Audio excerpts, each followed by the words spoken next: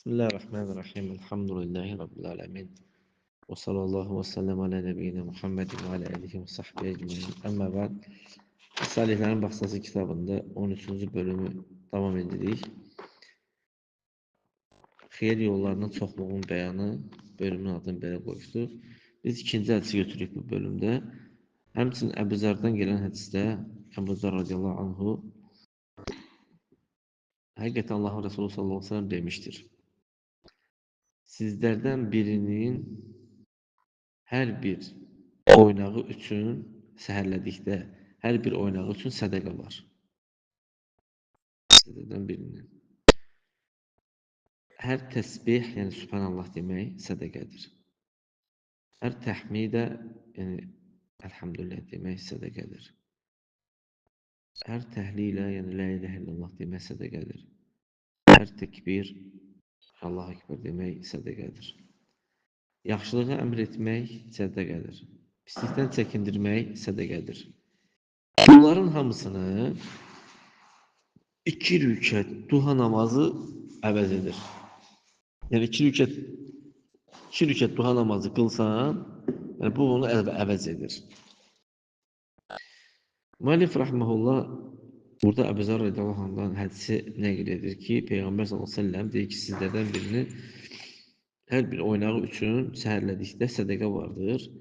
Buradakı süləmə deyir, ya sümükdür və yaxud da ki, sümük oynaqlarıdır.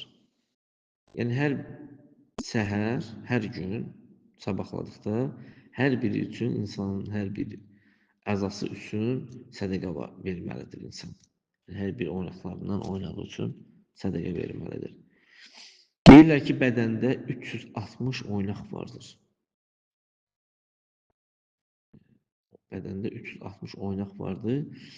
Bələcə ilə tutmuş yeşki arasında dəyişir bu oynaqlar. Yəni, insan hər gün sabahladıqda lazımdır ki, 360 sədəqə versin. Yəni, bunlar üçün, bu oynaqlar üçün sədəqə verməlisən. İstəyirsən bunu zikirlə elə yenə, istəyirsən başqa bir əməllə elə yenə, sədəqə olan əməllərlə əsas odur ki, bunu verməlisən. Vacib olaraq, müstəhəb olaraqdır, amma verməlisən bunu.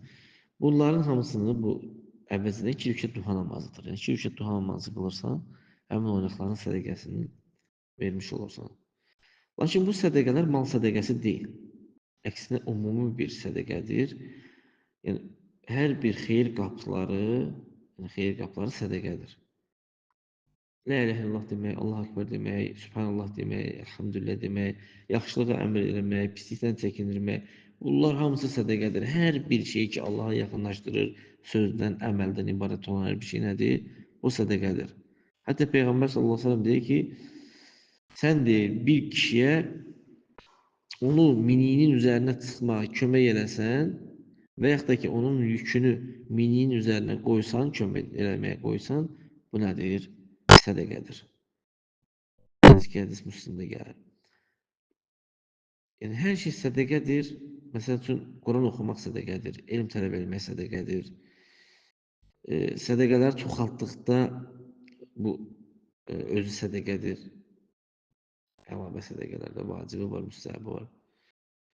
Ola bilsin ki, bu insan istəsə, mümkündür ki, bunların hansını istəyirsə də sədəqələrdən gətirə bilər. Yəni, gün ərzində 360 sədəqə eləməlisən oynaqların üçün. Sonra deyir ki, sallallahu aleyhi ve sellem, bunu əvəz edən 2 rükət duha namazıdır. Yəni, sən 2 rükət duha namazı qılsan, bütün bu sədəqələrin hamısını, sənin üzərində olan sədəqələrin hamısını sayılmış olursan ki, sən bunu edibsən hamısını. Yəni, bu da Allah subhanahu ta'aladan qullarına olan bir asadlaşdırmadır. Bu hədisdə dəlil vardır ki, sədəqə təkcə mala deyilmir. Yəni, sədəqə deyildi də təkcə mal burada qəsd olunmur. Burada həmçinin dəlil vardır ki, 2 rükət duha namazı sünnədir. Yəni, hər gün üçün qılınan bir sünnədir. Yəni, sənin üzərinə əgər hər gün bədən üzvlərinə sən sədəqə verməlisənsə də, hər gün 2 rükət duha namazı qılsan, bunu əvəz eləmiş olursan. Bu da özündə nəyə daşıyır? Daşıyır ki, hər gün duha namazını qılmaq sünnədir. e, nə üçün bunu edirsən? Oynaqlarının sədəqəsini vermək üçün. Elm əhli deyir ki, duha namazı sünnədir. Onun vaxtı günəş nizənin bir ucu qədər çıxdıqdan sonra başlayır. Təxminən 15-20 dəqiqə arası günəş çıxdıqdan, yəni ki, fəcr vaxtı ki, çıxır. Fəcrin vaxtı günəşin başı, o koleksioku görsəndi. Çıxıb bir nizənin ucu boyda, o boyda olması üçün 15-20 dəqiqə ola bilir təxminən. Yerdən yerə fərq ola bilir də. Demək, bunu Peyğəmbər sallallahu aleyhi və səlləm tövbə edənlərin namazı adlandırmışdır. Demək, üzrlüsək, bu tamamlayaq bu cümləni. Demək, günəş çıxdığı vaxtdan nizanın ucu qədər. Düz zavala kimi. Zaval da zöhrə 10 dəqiqə qalmışa kimi sən bunu qala bilərsən. Bu həmin vaxt hamısı duha namazın vaxtıdır. Çıxdıqdan bir də zöhrə 10 dəqiqə qalmışa kimi. Yəni hansı vaxtda 2 rükət duha namazını qılmaq o deyə sayılır? Hansı vaxtda istəsən bunu yenə sayılır. Lakin deyir, ən əfsəli zöhrə 30 dəqiqə, 40 dəqiqə qalmış, yəni axırda, axır vaxtda qılmaq daha əfsəldir. Çünki Peyğəmbər sallallahu əleyhi və səlləm bunu tövbəkarların namazı adlandırmışdı. O vaxt ki deyir, qum qızır. Həmin vaxtda qum qızır. Onu demişdir, salatul əvvabin. Yəni tövbəkarların namazıdır. Onun üçün də alimlər demişdilər ki, 2 rükət duha namazını gecikdirmək, axır vaxta kimi yaxınlaşdırmaq, bu tez qılmaqdan daha əfsəldir. Yəni bu, təbii ki, sübh namazını qılıb, zikirləri edib, günəşin çıxmağını gözləyib, sonra 2 rükət duha namazı qılmaq, burada ümrə savabı var, tam olaraq və ya həcc savabı vardır. Bu öz yerindədir. Amma sən umumən duha namazı qılmaq istəyirsən, yəni məsciddə deyilsən, namazı qılıb gedibsən, gözləməyibsən, məsələn, əvvəl vaxtında yox, nə də axır vaxtında qılmaq daha əfsəldir. Başa düşə bildiniz, yəni, fayda olaraq, yəni. Necə ki, Peyğəmbər sallallahu aleyhi ve selləm edərdi bunu. Yəni, müstəhəbdir ki, insan duha namazını axır vaxtında yaxınlaşdırsın. Əgər çətinlik yoxdursa. Buradan hasil olan odur ki, həqiqətən insan olubsa Allah Subhanahu taala ona xeyir yollarının qapılarını, çoxlu qapılarını açar. Kulli şeyin yef'aluhul insan min hazihi turuq. Yəni insan bu yollardan hamısını edər. Və innel hasenete bi aşri emsalihə. Həqiqətən yaxşılıq da 10 mislindədir. Bir dənə yaxşılıq etsən 10 misli olur o. 700'e kimi artırılır, ondan da çox artırılır, Allah təala istədiyini artırır. Sonra üçüncü hədis gəlir bu bölümdə. Peyğəmbər sallallahu aleyhi ve sellem deyir ki, təbii ki, Əbu Zərdən gələn hədisdir bu da gənə. Deyir ki, ümmətimin əməlləri mənə ərz olundu, yaxşısı da, pisi də.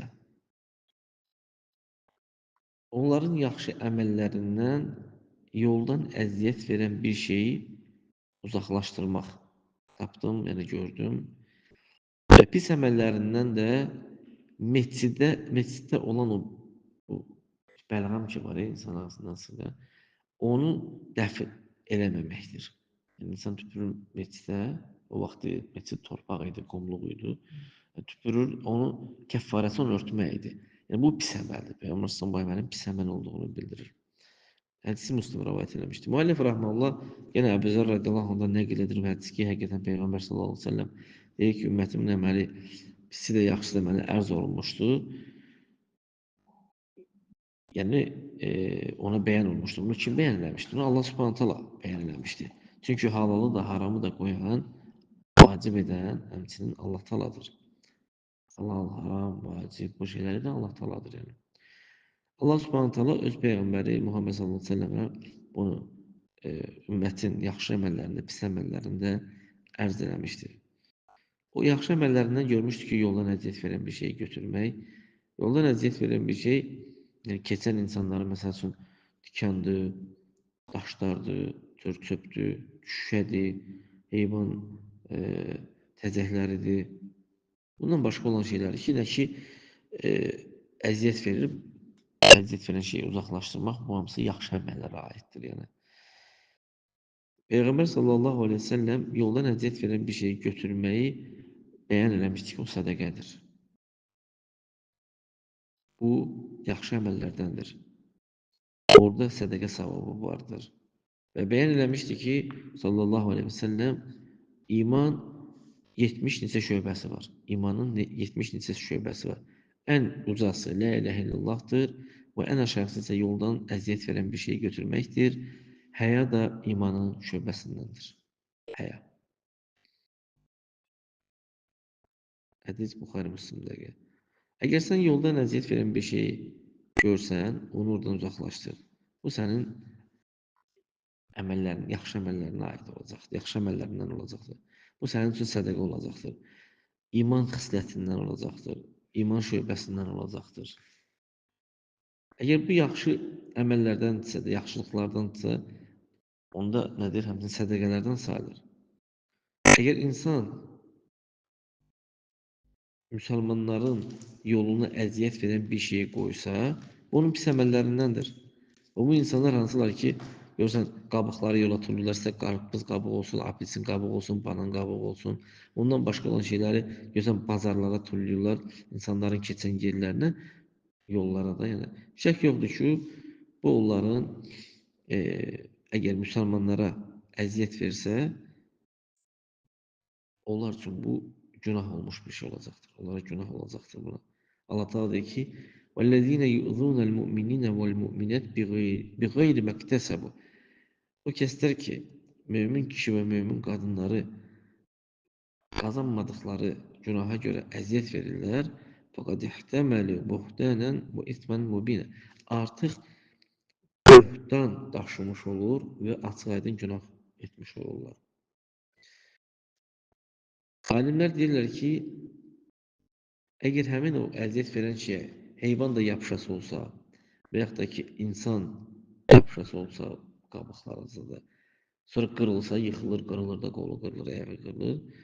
Kim ki bunu edibsə də onun üzərinə zəmanət onun üzərindədir.